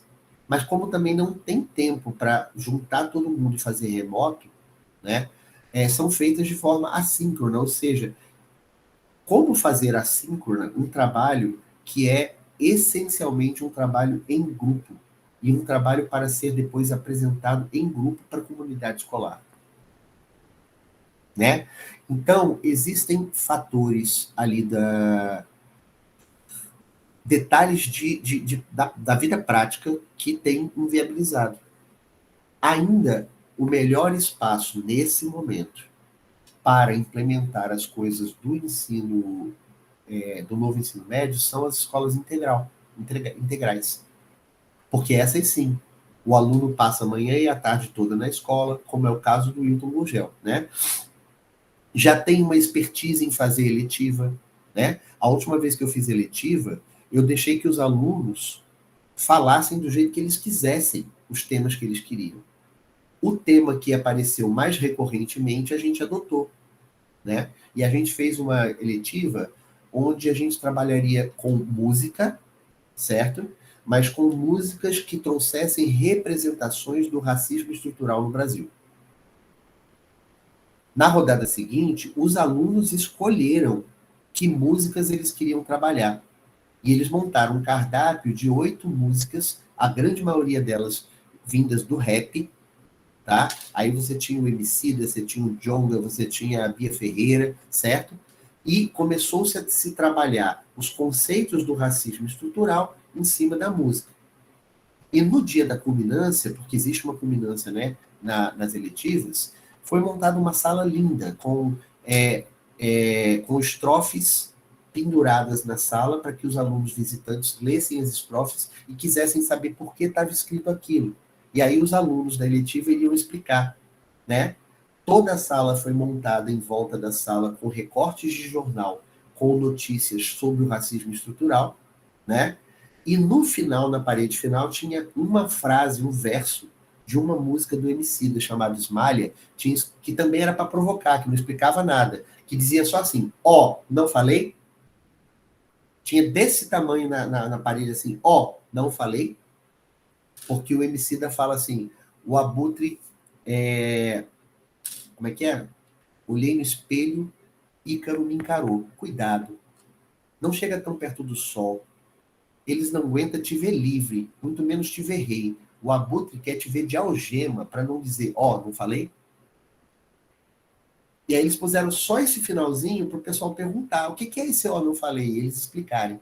Acabou sendo uma eletiva bastante exitosa, do jeito que a eletiva foi idealizada, vamos dizer assim, para ser uma coisa conduzida pelos alunos, entendeu?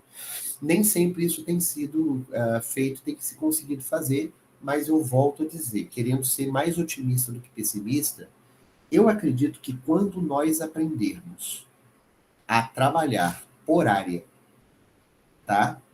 Quando nós aprendermos a implementar projetos integradores por área, quando nós direcionarmos projeto de vida e eletiva para a formação de cidadania e para a autonomia do aluno, eu acredito que essas coisas, sim, podem trazer contribuições muito significativas para o ensino médio. Mas tudo isso está condicionado ao quando nós conseguirmos fazer, tá? Você perguntou das reuniões de alinhamento, né?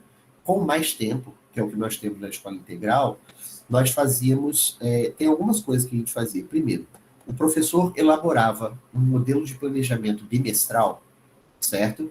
E esse modelo de planejamento bimestral, ele era aficionado na parede da sala, tudo bem? E ele tinha que ter uma linguagem que não fosse muito técnica. O aluno tinha que saber quais assuntos seriam trabalhados, quais leituras seriam feitas, quais materiais de internet seriam usados. Ficava lá o bimestre todo, tudo bem? E todo bimestre a gente trocava. Esse planejamento já era fruto do tal do alinhamento. Eu acho que eu vi alguém no chat, acho que foi o Jefferson, falar a questão da autonomia. Não sei se no sentido de que se perde autonomia com isso, mas, sinceramente, eu não acho que se perde autonomia trabalhar em equipe.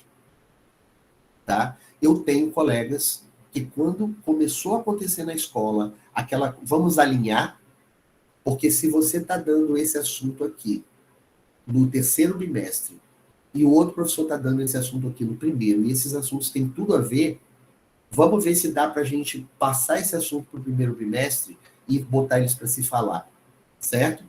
Eu acho que isso é muito mais acordo do que perda de autonomia. Eu, sinceramente, não vejo isso com maus olhos, certo? Eu acho, sim, é que nós, professores, de uma forma geral, precisamos aprender a trabalhar em equipe, porque a educação também se faz em equipe, né? Nós não somos estrelas, como eu falei, com talentos individuais e que fazem a educação só pelo nosso talento. Nós somos também parte de uma coletividade. E, na minha experiência pessoal desse tipo de planejamento, eu acho que foi mais positivo do que negativo. Mas, volto a dizer, a grande maioria das escolas, principalmente as regulares, não estão fazendo isso. Ótimo, Robson. A gente tem que sempre olhar, né, o que é a proposta e o que é a prática, né? Como que, de fato, existe uma diversidade, uma desigualdade de espaços, estruturas, formação nas escolas públicas e como, né, não podemos simplesmente, né, fechar os olhos para essa diversidade. Acho que só faltou uma coisa que também foi perguntado, antes da gente caminhar para o encerramento, que é essa diferença dos itinerários formativos para as trilhas de aprofundamento. Tá. Como que você enxerga otimistamente, né, vamos dizer assim, mas também fazendo esse paralelo, que você até comentou no início, de escolas que talvez não possam oferecer a entrada da iniciativa privada, ou escolas, comunidades ou cidades que tenham uma escola, duas escolas, e não seja ofertado aquele itinerário, né, ou essa trilha, como que você enxerga também essa proposta que é estrutural, estruturante, né, do novo ensino médio? Tá, vamos lá. Antes de falar da diferença, né, das duas coisas, de lá e de cá, eu queria dizer assim, eu não sei se eu vou ser tão, se eu vou conseguir ser tão otimista assim com o itinerário formativo, tá? Mas é preciso que a gente deixe claro que eles não foram implementados ainda, certo? Quer dizer, os itinerários não, as trilhas. Falo já a diferença entre uma coisa e outra, certo? As tais trilhas de aprofundamento só existem a partir da segunda série. E como não tem ainda novo ensino médio nas segundas séries, isso para nós é uma grande interrogação. Mas quando eu falo grande interrogação, pense numa interrogação gigantona. Por quê? Porque quando foi lançado o documento do ensino médio potiguar, né, muita gente perguntou, e eu fui um dos que perguntei para as pessoas que confeccionaram o documento, tá, como é que serão as trilhas de aprofundamento? E o pessoal falava assim, não, esse ano não tem ainda, então a gente vai ver depois. Percebe que isso é uma prática, né? Uma coisa. Então não está posto como será de fato as trilhas de aprofundamento. Acho que a gente precisa experienciar isso, né? Para poder falar o quanto que isso pode vir a ser exitoso ou não, o quanto pode contribuir ou não. Na prática, qual é a diferença entre itinerários formativos e trilha de aprofundamento? Quando o ensino médio foi lançado, o novo ensino médio foi lançado em 2017, tá? Deram o nome de itinerários formativos, certo? O nome dado de itinerários formativos foi dado para aquelas áreas: ciências da natureza, matemática, ciências humanas, linguagens e ensino técnico. Tudo bem? Então, quando foi anunciado, aquelas propagandas bonitas, não sei se vocês se lembram, né? Tinha umas salas de aula super lindas assim, e aí alguém chegava e dizia, a partir de agora você vai ter escolha. Você vai escolher a área que você quer estudar, e os alunos abriam um sorriso assim, e o pessoal falava na propaganda, aí eu estou puxando um pouco para a semiótica mesmo da coisa, né? Na propaganda falava assim, você poderá escolher se você quer se aprofundar nas ciências da natureza, aí os alunos faziam assim, na matemática, nas ciências humanas, nas linguagens, ou no ensino técnico. Aí o pessoal fazia, abriu um sorriso gigante no ensino técnico, que me parece que a menina dos olhos na época era que boa parte das escolas se tornassem escolas técnicas, né? Lembrando que o ensino técnico, ele privilegia uma formação técnica, mas ele reduz em muito, né, os conhecimentos nas outras áreas. Mas essas 5 áreas foram chamadas a princípio de itinerários formativos. Qual é a diferença disso para o que saiu no ensino médio potiguar? O que o ensino médio potiguar chama de itinerário formativo é, essencialmente, eu estou lendo uma colinha aqui, tá, gente? Projeto de vida, mais eletivas, mais as 5 áreas. Tudo bem?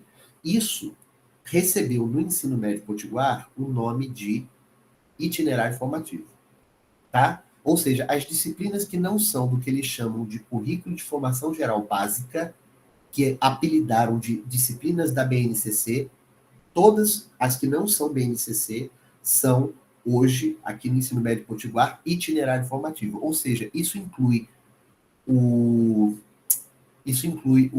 projeto de vida, inclui as eletivas. No caso das escolas regulares, tá? No caso das escolas de ensino integral, projeto de vida mais eletiva, mais uma nova modalidade que eles chamam de orientações acadêmicas, certo? Mais o estudo orientado, mais as práticas experimentais, tudo isso é novo, certo? É considerado itinerário formativo. Itinerário formativo, tudo bem? Então, no ensino integral, essas 5 disciplinas novas que eu falei, mais as 5 áreas, são itinerário formativo. Tudo bem? Então, as tais 5 áreas ganharam um nome dentro dos itinerários formativos, que é trilhas de aprofundamento. Tá? Como funciona na prática? Na primeira série, os teus itinerários formativos serão apenas projeto de vida eletivo. Mas não tem as trilhas de aprofundamento, que são humanas, exatas, aquelas 5. Entendeu? A partir do segundo ano, tá? A carga horária de itinerário formativo fica muito maior, maior até do que das disciplinas de BNCC. E elas precisarão contemplar projeto de vida, certo? Eletivas, estudo orientado, práticas, certo? E até 2 das trilhas de aprofundamento. Não sei se eu estou conseguindo me fazer entender, porque esse negócio é um pouco confuso, tá?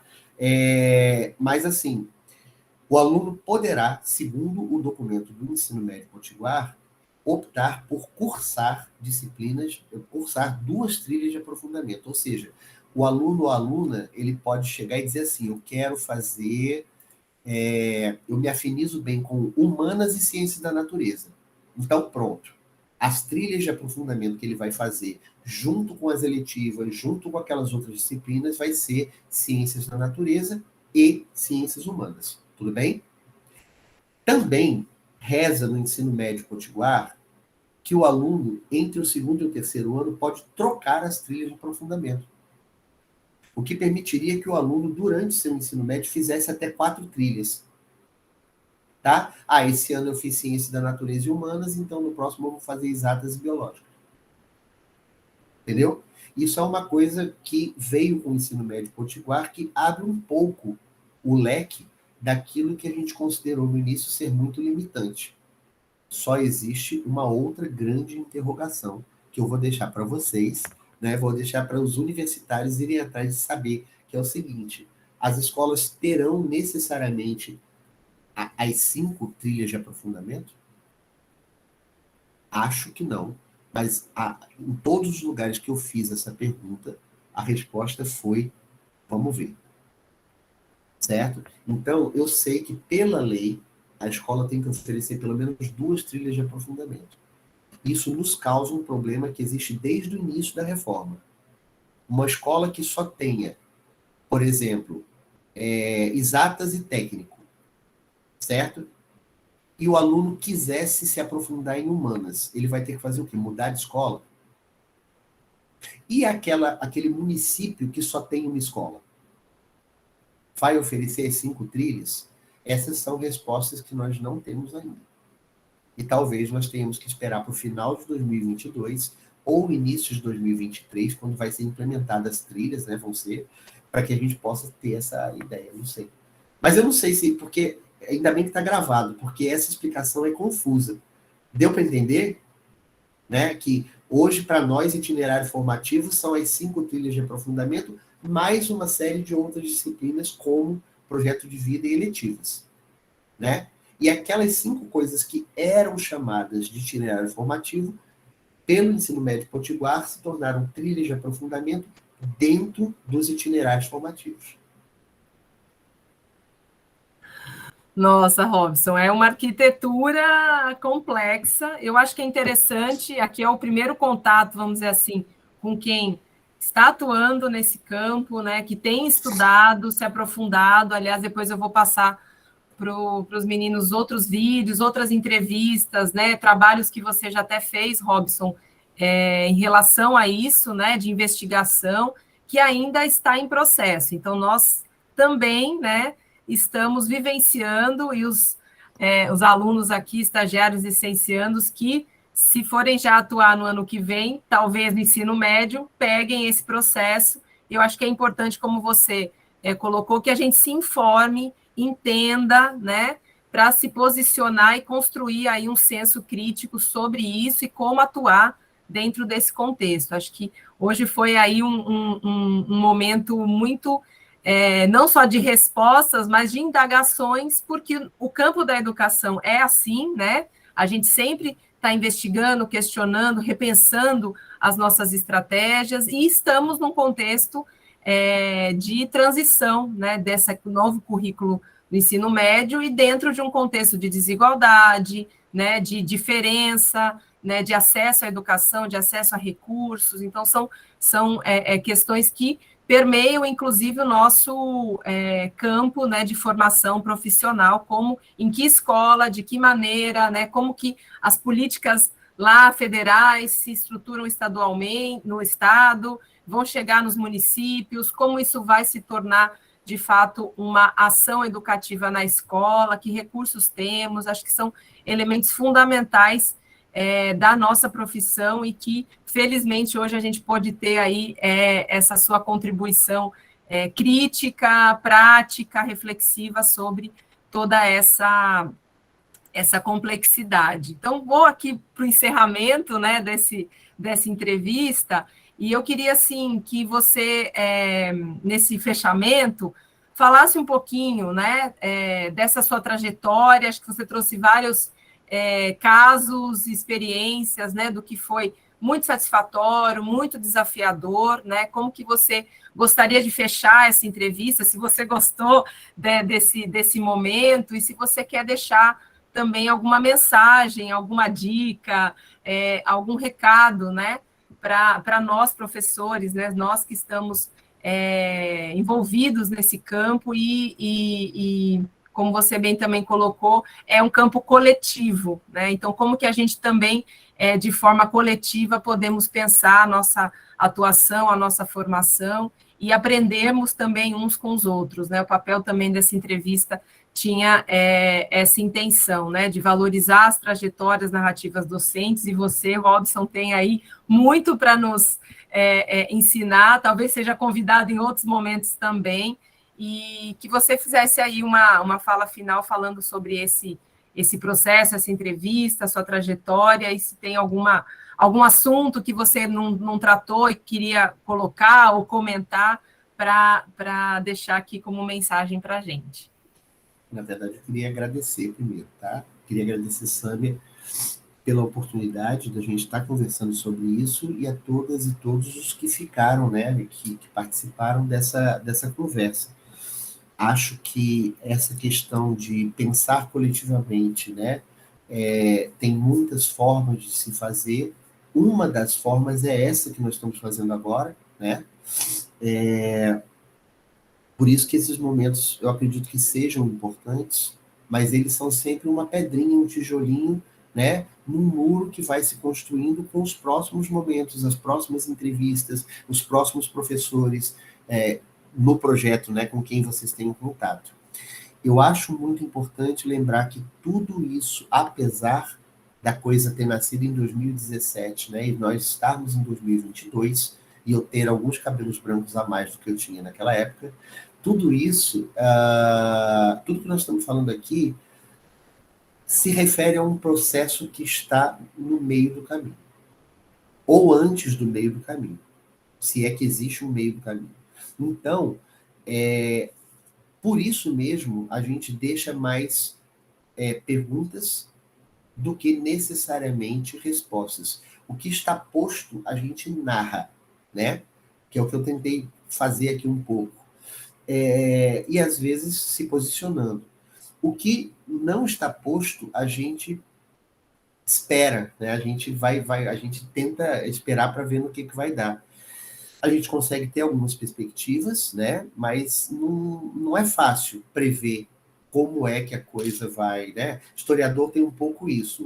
Um cara da minha área, que é o Kozelek, ele diz que nós temos sempre, no presente, um espaço de experiência e um horizonte de expectativa, né? O nosso horizonte de expectativa é baseado no nosso espaço de experiência. Então, baseado na forma como as coisas acontecem, a gente até pode supor, né, como as coisas irão se desenrolar. Mas não seria nem honesto ficar fazendo previsões e, né, exercícios de futurismo. Mas, assim, nós estamos no meio do caminho. É importante que vocês, futuros professores e professoras, saibam que vocês vão pegar esse momento da educação brasileira, né?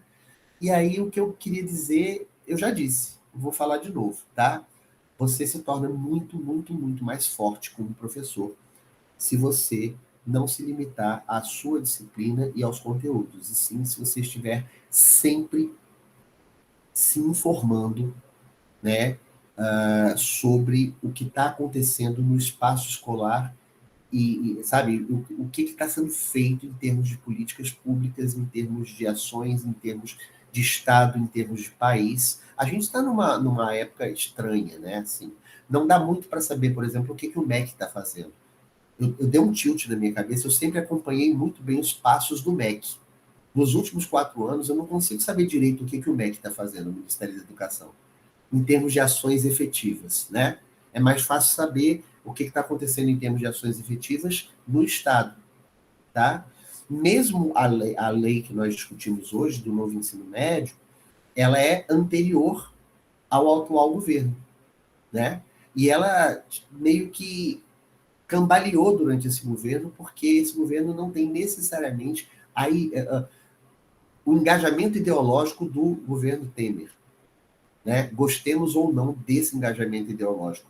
O atual parece que, eu não sei dizer o que eles têm feito nos últimos 4 anos, mas é importante que a gente busque saber e que a gente se informe. Quanto mais nós conhecermos as políticas públicas de ensino ao nosso redor, mais fortes nós somos para deliberar, para fazermos nossas lutas coletivamente, mas também para planejar nossas aulas, né? E para fazer com que aquela coisa do ensino ser transformador aconteça de fato.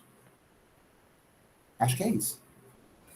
Uau, Robson, muito, muito obrigada. Foi uma grande aula hoje, essa conversa com você. Queria agradecer mais uma vez a sua disponibilidade, o seu compartilhamento, né? Essa troca que você fez com a gente das suas experiências, conhecimentos, reflexões, que nos ensinou muito. E agradeço que os alunos também tenham tido essa oportunidade de estar aqui, se posicionar, né? E é isso, né? São alunos que estão saindo da universidade, é o último estágio, última atividade do currículo, além do TCC para alguns. Então, acho que é um momento importante também de transição, né? De formação para atuação docente. Então, foi muito rica essa manhã hoje. Agradeço mais uma vez a sua atenção e cuidado nesse momento. Muitíssimo obrigada. Eu é que agradeço. Eu vou encerrar aqui a gravação.